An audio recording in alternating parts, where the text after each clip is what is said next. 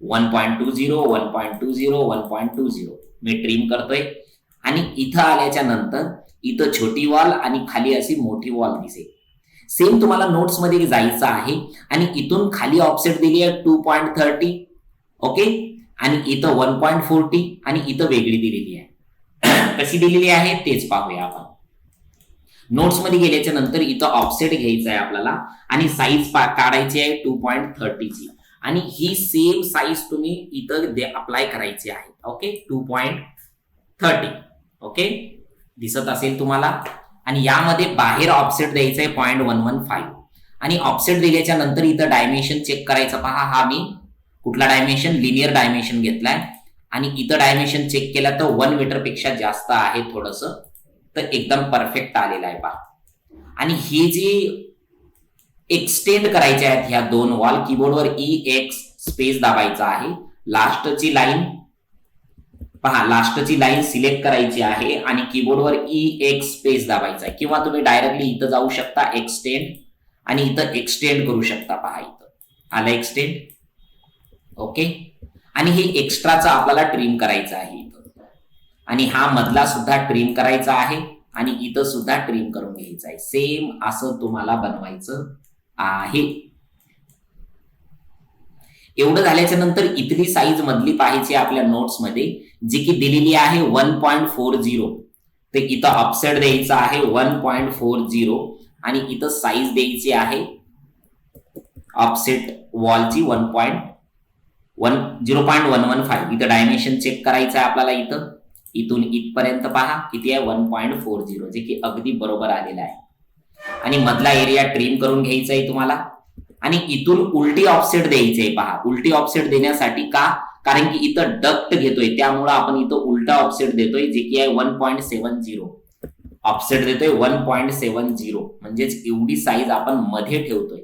आणि याच्या भिंतीची साईज जी आहे 0.23 घेतोय. पहा, आली भिंतीची साईज.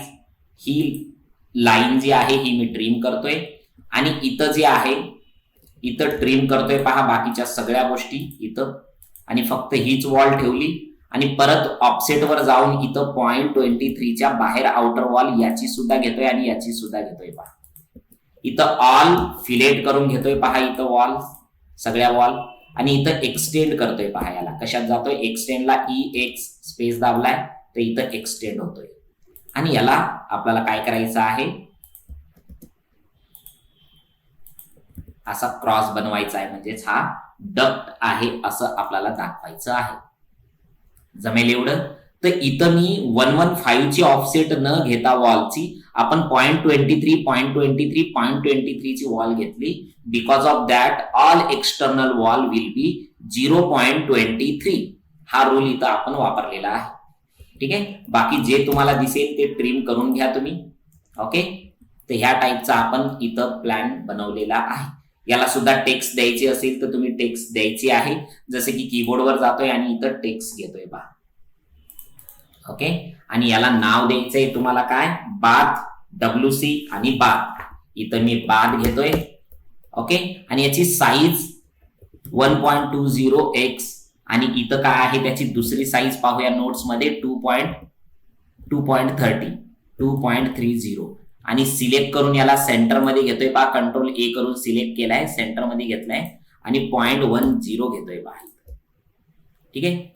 काही इथं जर तुम्हाला कॉपी करायचं असेल तर CO स्पेस इथं ठेवलंय आणि इथं ठेवलंय आणि याला चेंज करतोय. नाव आहे याचं WC आणि याची साईज आहे यू नो व्हेरी वेल 1.20 आणि काय आहे याची साईज 1.40.